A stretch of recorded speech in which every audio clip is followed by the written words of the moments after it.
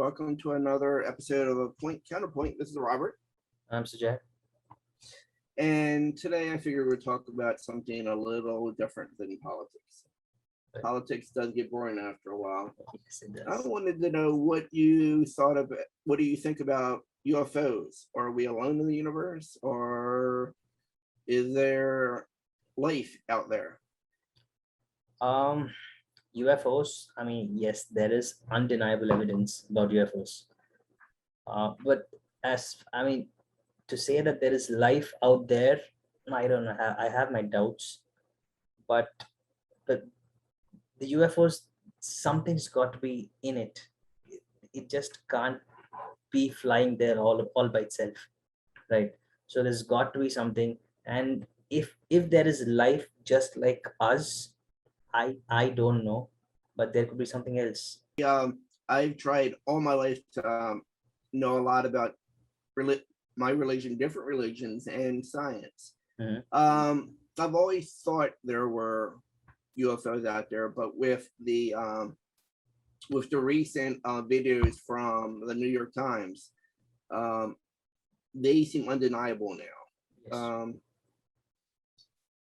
Some of my friends who've seen the videos, and with the release of a lot of evidence that Biden actually just did about 2 months ago, I think.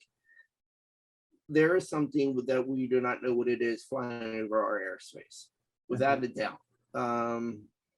We all had a doubt, right, with what's in what's in Area 51 and all those things. So we all had a doubt. Their exact wordage, I think, was that there's unidentified aerial phenomenon. Basically, things in our airspace, we're not aware of what it is.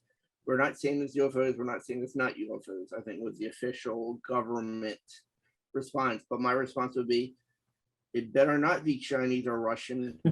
I can't put it past Chinese at this point. If I would much prefer to be an alien than a Chinese or Russian, because then we better learn a new language because they can do what don't you think the timing is a bit conspicuous? Okay, so the reports about these UFOs come to the fore. Okay, mainstream media starts talking about it, and just a couple of months later, you see normal people going to space. Yes. Yeah, don't you think the timing is a bit conspicuous? It could. Some people were claiming that this could be some of our own technology. Maybe it's a secret project that the Area 51 or something like that. But if you believe the Nimitz encounters was an encounter by the Nimitz Terror Group, I think about 18 years ago, 15 years ago. And these UFOs, whatever they were, the giant Tic Tac, was flying in between carrier wings. No American general is going to sit there, an Air Force general is going to sit there and have your new experimental aircraft buzz a carrier fleet and basically put itself in harm's way with an American carrier group who don't know what they are. I mean, no, I don't think it's all our own government, because it's not like 100 years more advanced than we have. It's thousands of years more advanced than we have. And a lot of people are like, oh, why don't they talk to us? Well, I would say if you ran into a Stone Age tribe, which we have done, and there are a few Stone Age tribes out there that we still haven't made contact with. And I think once near the Indian Ocean, I believe. We take pictures of it. We fly over it. We take pictures. We take videos, but we don't talk to them. I mean, what would our conversation be? What could we gain from talking to them? We take videos. We take pictures. We know what they are. They're nice. They're a good show for our National Geographic channel, but there's nothing we can gain from them. I think they might be aliens, a life from elsewhere. And I think maybe we're just a show on the Aliens National Geographic channel, because without a doubt, there's something there, and I hope to hell it's in our Russians and Chinese. I mean, if you go back in time to, I don't know, the earlier ages, people, during times of early man, people, So if you see all the stone carvings and all the paintings that they've done, what's a common theme is that there are paintings of people, and there are paintings of Mhm. weird objects in the sky that people are looking Yeah. at. That one, and also in Peru, there's this thing called the Nazca lines. Mhm. Yeah. So if you see them, they're huge, okay, they're like over like hundreds of kilometers. But if you take a drone or if you take a flight over and see what's there, they are these exact symmetrical figures of what the people there saw in the sky, maybe, and they were trying to communicate with, I don't know, life elsewhere. It could be There's an that. interesting there's an interesting Indian poem, and you probably heard of it. It describes basically great ships in the sky, and they Yes. fight among each other, and they have these beams of light that come down and destroy cities. I I cannot speak Indian, but I I mean mean, they're it's called pretty famous. I mean, it's called Vimana in yeah. Vimana means flight. Interesting, yes. Yeah, Vimana means flight. And these texts are like 1,000, 2,000 years old or something like that. I mean, they could be older than that. But even in India, even in southern India, what's Mhm. common is that there are these temples, okay, temples that look like spaceships. Mhm. Yeah, and they were built like thousands of years ago. Well, one thing I also find interesting, we know so little about our own past. One famous example is the Sphinx, and the Sphinx has water damage on it. Sphinx has The what? pro the Sphinx in Egypt in the Mhm. Giza Plateau has water damage on it. Water damage. Erosion, water Oh, erosion. okay, right. Well, that hasn't happened for like 5,000 years. Mhm. The implication that the Sphinx is much older than the civilization that built the pyramids, which Uh-huh. means there was a civilization not in our historical records that was pretty advanced. But there's also evidence of a giant comet strike 5,000 years ago. Right. There, and that would easily knock off a bunch of civilizations. I guess my point of this is we're not Is, is, 100% is, is there is convinced. there evidence of the comet strike that you're talking about? There's evidence of a big giant flood 5,000 I years mean, ago. yeah, I mean that could be the Noah's flood. That's in the Bible. Mhm. Yeah. And we don't know why. Problem with comets is they don't really leave a marker. Right. Like Tunguska was a comet hit, and it basically, I think I'm pronouncing it right. It was in Siberia in 1908. Yeah. Uh, when comets are basically giant snowballs 2 or 3 miles across, and they tend to explode in the air, and they don't really leave a crater. Right. They can do a whole bunch of damage and not leave a crater, where asteroids tend to be big, solid chunks of metal and stone. Right. So no, they don't. But there's too many planets. There's too many galaxies. We're finding too many planets with water already, and Mars had water. You ever hear of the Allen Hills meteorite, or the meteorite found in Antarctica? No, I And haven't. they know it was from Mars because of the chemical composition of the rock, and it had little fossilized microbes. Wow. Well, that's not an intelligent life, but I do think it's probable there's life out there because there's too many damn planets and too many of them have water. I mean, I mean, there is evidence. Okay, I mean, not exactly evidence, but if you put one and one together, I mean, you start to think. Okay, so for example, take the pyramids of Egypt. Mhm. Okay, those the boulders that the pyramids are made of, they're huge. Okay, Yes. like normal people like us, we cannot lift them. Okay, and even machinery of today's age, even machinery of today's age, it's going to be difficult for the machines to lift and put them in place. How could people back in the day do that so precisely without some sort of advanced technology that they got? How could they do that? I've seen archaeology. Can never say the word archaeologist. Jeez, can't say the word. Archaeologist. Yes, being able to move statues, very large statues, with just rope and sticks. But you're right, that's not a giant limestone block. But again, you also made a comment about some other, like the Peru lines, Nazca lines. Nazca lines. Yeah. Egypt has some gold figures, which you can check out on the internet, that look exactly like a delta-winged airplane. Wow. Is it? I mean, I'm not saying I'm sure they might have contacted us in the past, but it's possible. And it's entirely possible there was civilizations of humans that were much more advanced. Like, for instance, if we got wiped out by a Earth-killing comet, what will be the evidence we were here? There'd be some stone, because the metal would rust. Good point. It would be basically stone blocks. Yeah. I have a good point there. Yeah, and there'd be some satellites. But if we weren't in a scientific age, the only thing left over would be. Also, Rob, one thing.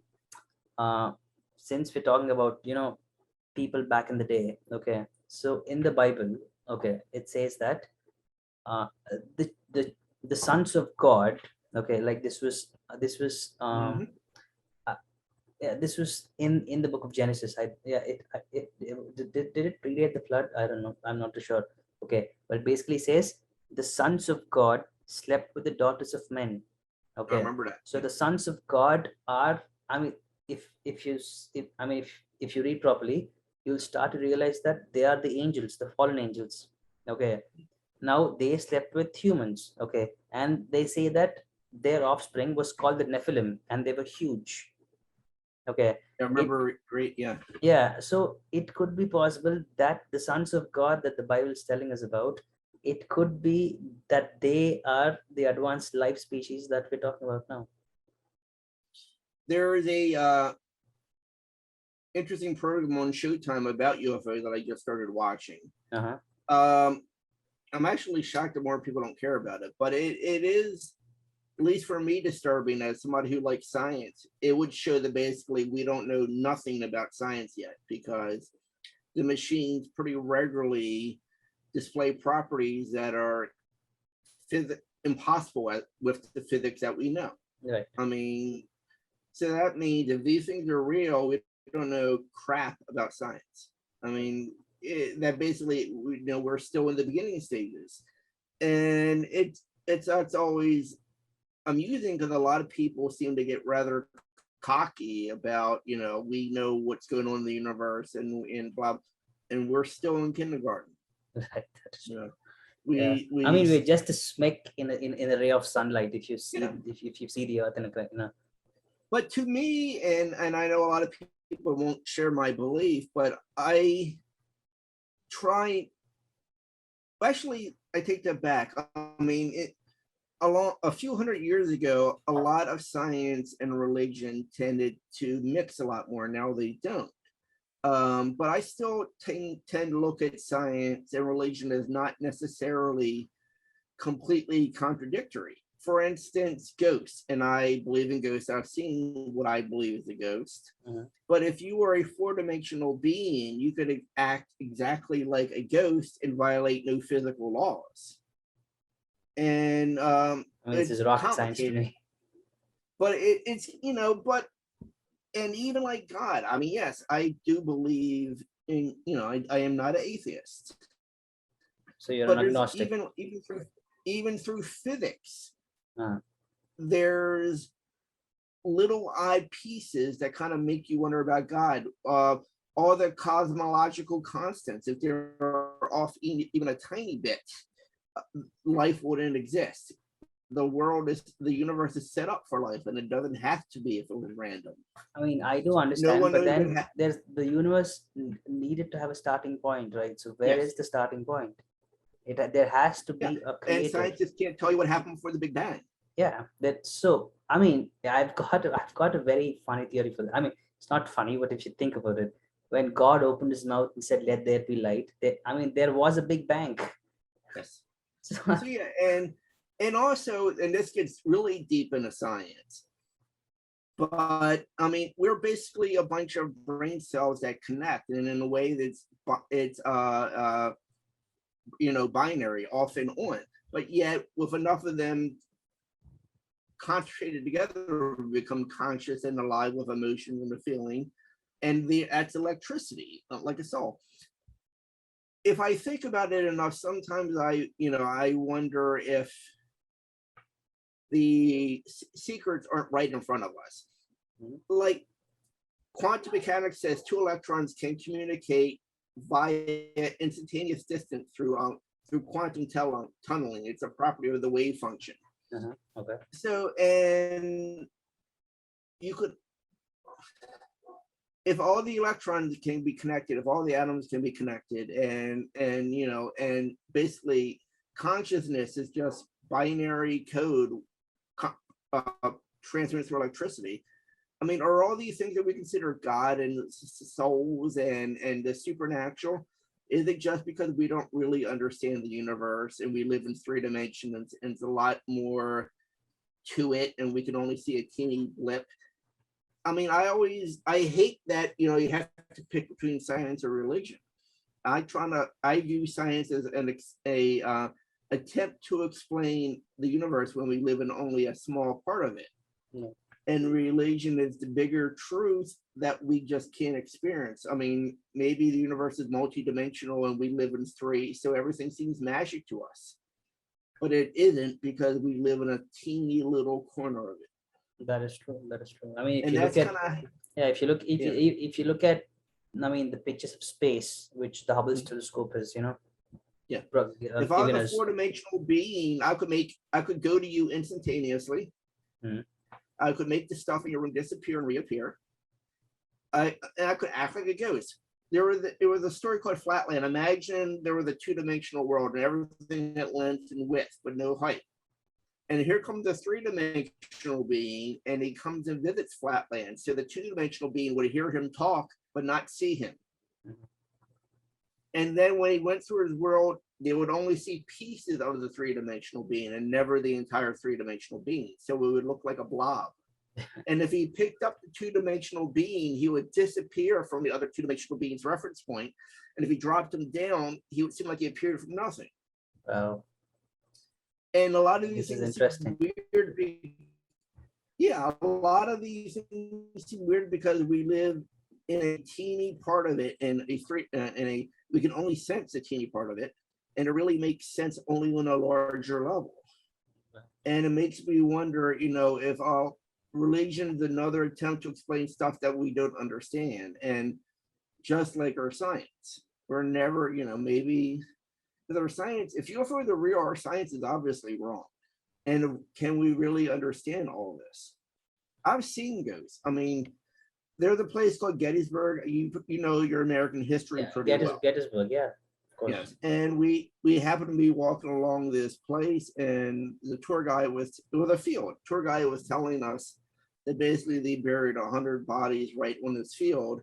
And when you have like hundreds of thousands of people dead, you just bury them where you can.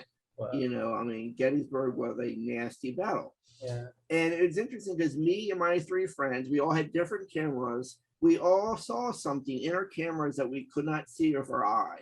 Wow. We all saw the same freaking thing. It was this green blobby thing. And we took pictures of it, and it moved around, and we could not see it with our eye, but we all saw it with our 3 different cameras. Yeah. I mean, yeah. And if, how else would you be able to explain this to somebody that doesn't understand the science, doesn't understand the world? When at that point, how different does it, I mean, somebody, I think Arthur C. Clarke said, any technology that is sufficiently advanced would appear like magic.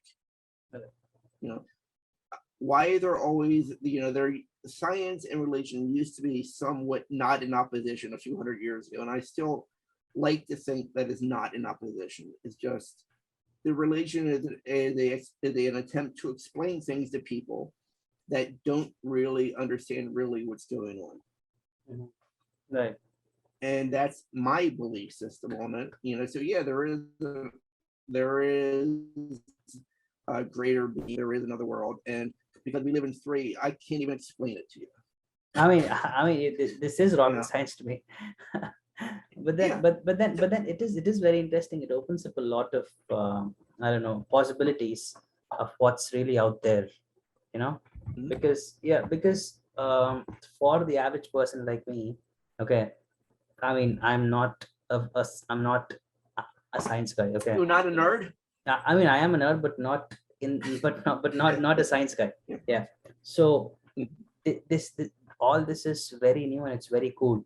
Okay, but if I believe in ghosts, yes, I do believe in ghosts, and because it, like the general meaning for ghosts is the bad. Okay, so when you believe that there is good, there is a bad as well, right?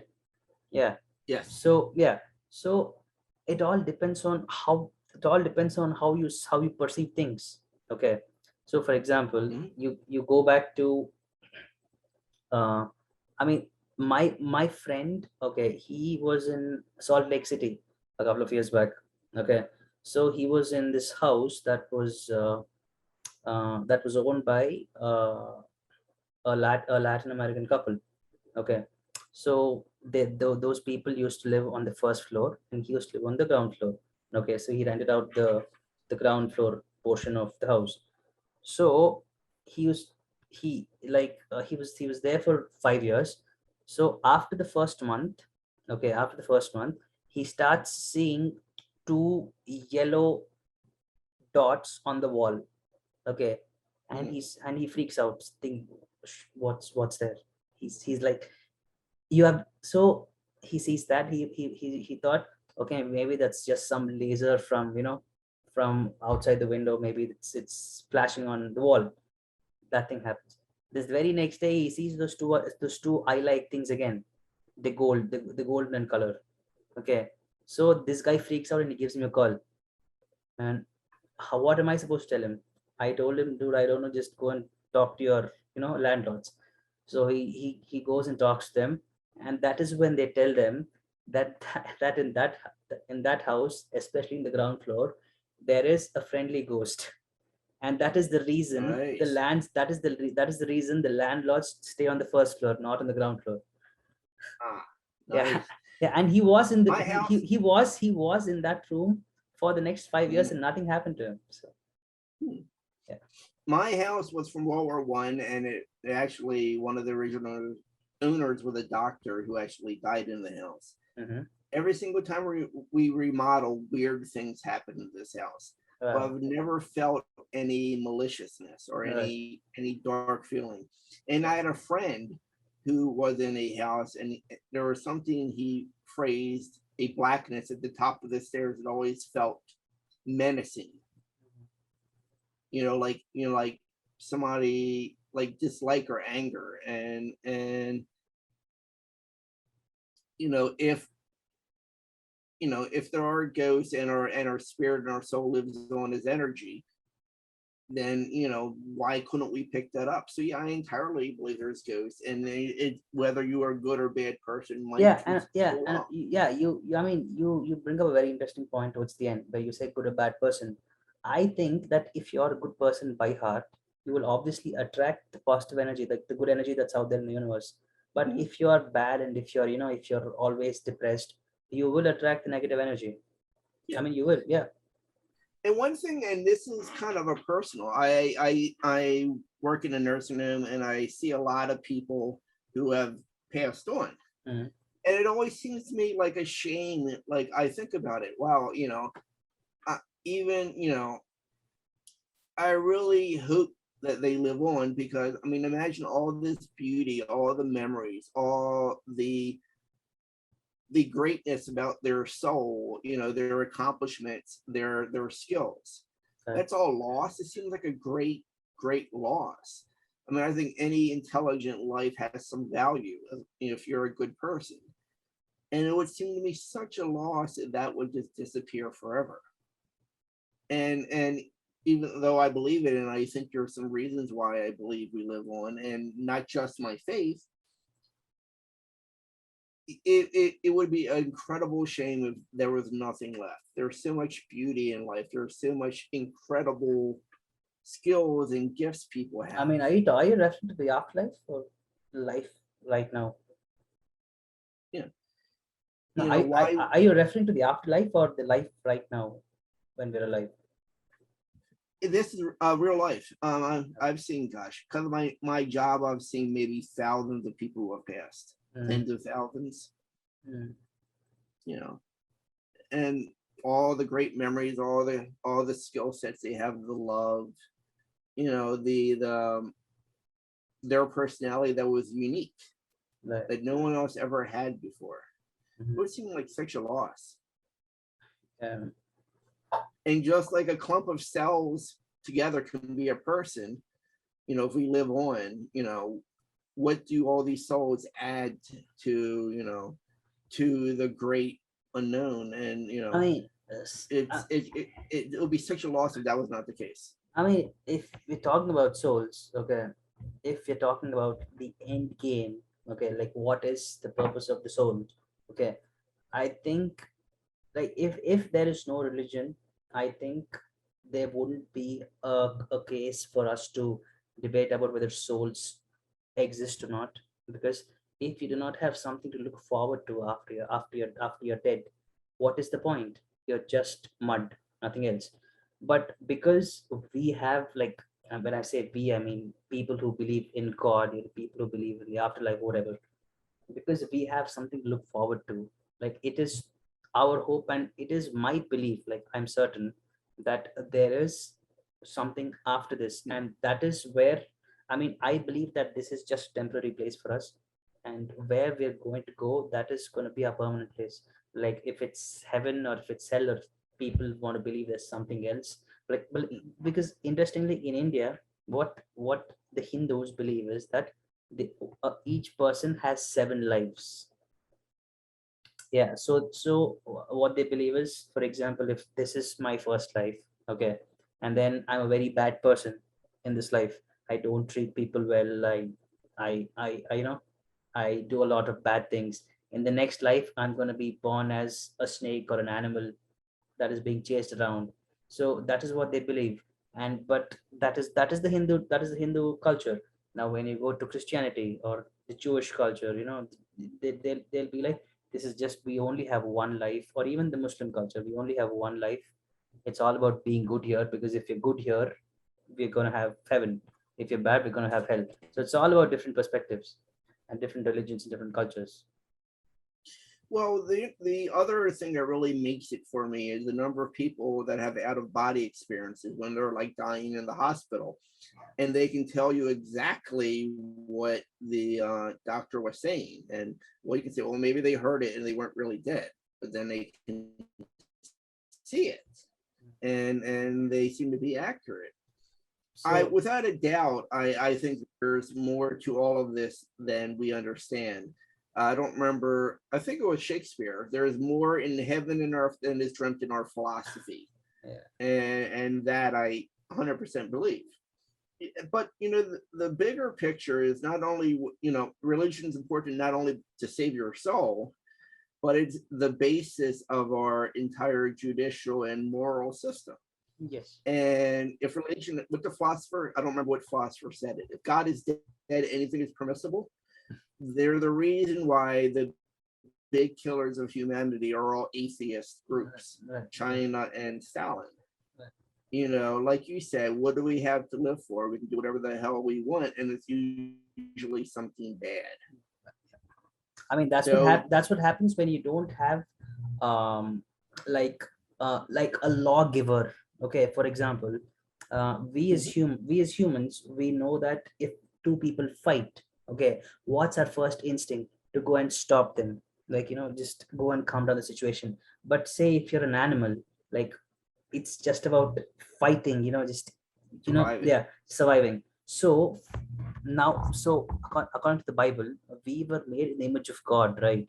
Okay, so there is a lawgiver who has given us this law, because we were not taught this. Like, we are ingrained with this belief that, you know, it's all about doing good. Now it's because they say that love comes naturally, hate is learned, right? You don't hate someone when you're a kid. Like, there's no race, there's no racism, there's nothing. It's just, you have just pure love. So there's I believe that there is this higher power, or God, as I'd like to call it, he's the one who's made us all, regardless of which religion we're born into. And the first thing is, we like, when we're kids, we love, there's nothing else. But as we grow older, and as we learn things from different cultures, that is when we start to become different. And if you choose the right path, you go down the right path. If you choose the bad path, like, you're referring to, the atheists and all the communists, you go down the bad path, and then bad things happen. Yeah, I don't remember who said it, but someone said that basically we're only, I can't remember the quote now, how close we are to actually anarchy, and how easily civilization can fall apart. That basically you can go from a functioning society to basically anarchy within a few weeks. I mean, if the pillars of society crash, Right. we're not that separated from the hunter gatherers that killed each other just for food. It's and if there was ever like something like a giant Carrington event that happened again, a giant solar flare, how quickly we would turn our backs into all the things that give society meaning and culture. Right. And some of that I think is religion. and and It's and I believe that the reason why America as a country is so successful is because the founding fathers founded it on Judeo-Christian values. And yeah, those two religions are the only two religions that say you are free, you are not under anyone. Like, you are free, God has created you free, go and live your life. But under other religions, it'll be like, you are under this caste, you're under this sect, you are smaller, you are higher. But that's not the case with Judaism and Christianity. what's important to me Judaism maybe, but Christianity, no. what's important to me, like along with what you said, is like the Christian aspect of our Judeo-Christian legal system, that God gave us these rights, so Rights. people cannot take away from it. Our government Inalienable can't rights. take them That's away. that was the Because word, the inalienable. government gave them, the government can take them away. But if they're God-given, the government has no right to take them away. Right. And that's a pretty important point that I think people lose. Why is this important? That's why. The government that's powerful enough to give you everything, the government power enough to take everything away. Right. If it's from God, then they can't. They can't. And that is the whole nutshell. Why, we talk a number of times about the deep state, people trying to get more control. Religion, just like men, are an obstacle. That's something that gives the family and the culture strength. If you take it away, it's weak. 100%. I totally agree. So, well, sir, I know it's getting late in India, so that would be another show. What time is it in India? It's 2:30 in the 2:30 in the morning. Go to bed. Go to bed. I will. Yeah. All right. It was a pleasure talking to you again. Yes. And look forward to our next episode. Yeah. We need to talk more about stuff that is non-political. It's fun. Yeah, it's pretty cool. Yeah, it is. Till next time. Yeah, sure. Take care, Rob. Take care.